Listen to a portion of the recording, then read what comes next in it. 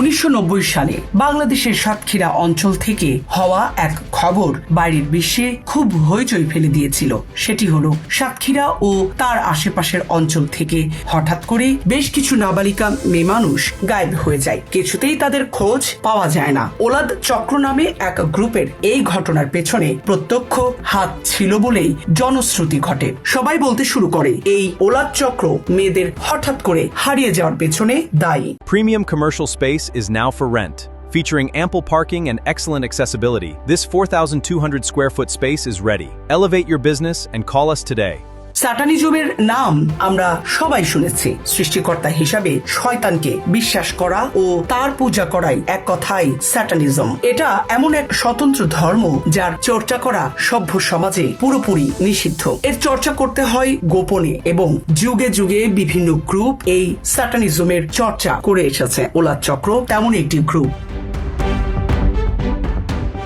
Hollande চক্র মেয়েদের কেন অপহরণ করা শুরু করলো? এর কারণ হচ্ছে জিন জাতির মধ্যে সবচেয়ে ভয়ঙ্কর জাত ইফরিত এর বংশ বিস্তারের উদ্দেশ্য। ইফরিতের অস্তিত্বের কথা ইসলাম ধর্ম অনুযায়ী পরীক্ষিত। ইসলামে ইফরিতের অস্তিত্বের কথা জানা যায় বুখারী শরীফ থেকে। সেখানে বর্ণিত আছে মহানবী হযরত মুহাম্মদ সাল্লাল্লাহু আলাইহি ওয়াসাল্লামকে এক ইফরিত নামাজে বাধা দিয়েছিল। মহানবী সাল্লাল্লাহু আলাইহি ওয়াসাল্লাম ইফরিতকে বেঁধে রাখতে চেয়েছিলেন যেন সকালে সবাই ইফরিতকে দেখতে পারে, কিন্তু হঠাৎ করে তার মনে পড়ে হযরত সুলাইমান আলাইহিস সালাম ইফরিতের সঙ্গে কথা বলেছিলেন। এ কথা মনে পড়ার সাথে সাথে তাকে মুক্ত করে দেন।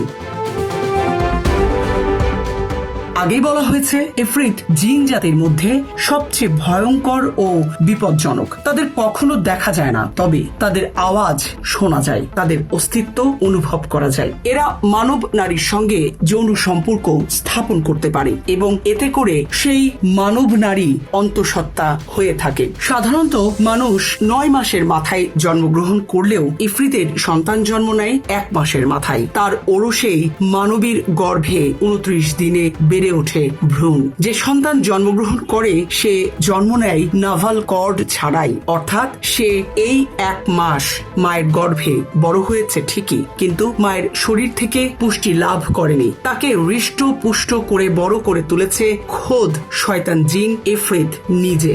এই সন্তান ভবিষ্যতে ইফরিতের হয়ে বংশ বিস্তারের ধারা অব্যাহত রাখে এবং এভাবেই ইফরিতের অস্তিত্ব টিকে থাকে যুগের পর যুগ। সাতক্ষীরা অঞ্চলের ওলাদ চক্র ছিল এই ইফরিত জিনের উপাসক সংঘ এবং তাদের কাজ ছিল এই জিনের জন্য মেয়েদেরকে ধরে আনা। জিনদের সঙ্গম হয়ে গেলে তারপর একদিন বাচ্চার জন্ম হয়ে যাবার পর মেয়েটিকে মেরে ফেলা হতো। এভাবেই চলতে থাকতো প্রক্রিয়া।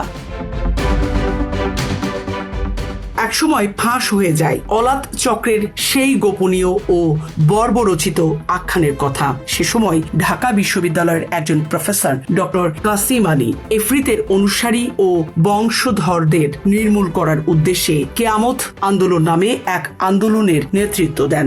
জনসমর্থনকে পুঁজি করে প্রথম দিকে এই আন্দোলন নিজ গতিতে অগ্রসর হতে থাকলেও প্রফেসরের অধিকাংশ কর্মকাণ্ডই ছিল ভয়ানক ও চরমপন্থী। তাই সরকারের পক্ষ থেকে এই আন্দোলনের ওপর আসে নিষেধাজ্ঞা। নিষিদ্ধ ঘোষণা করা হয় এর সকল কার্যক্রম, কিন্তু হাল ছাড়েননি প্রফেসর। গোপনে চালিয়ে যেতে থাকেন ইফরিত জিনের বংশধর দমনের কাজ।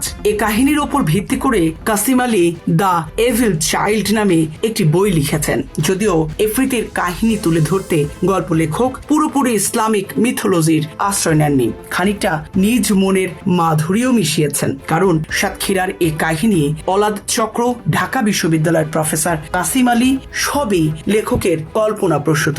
এর বাস্তবিক কোনো ভিত্তি নেই। জীবন অবাক না করলে কে করবে? 28% মিল্ক ফ্যাটের অবাক করার সাথে ফ্রেশ মিল্ক পাউডার। জীবন অবাক করুক প্রতিদিন। তবে সাতক্ষীরার কলারোয়া, শ্যামনগর, দেবহাটা বা সুন্দরবন সংলগ্ন ভারতীয় সীমান্তের কাছাকাছি এলাকাগুলোতে এরকম একটা ঘটনা 90 দশকের দিকে বেশ সাড়া ফেলেছিল। গ্রামের মানুষ রহস্য ও গুজবকে মুখরোচক গল্প হিসাবে পরিবেশন করতে বেশ পছন্দ করে। 2-4 জন যুবতী হয়তো কোনো কারণে নিখোঁজ হয়েছিল।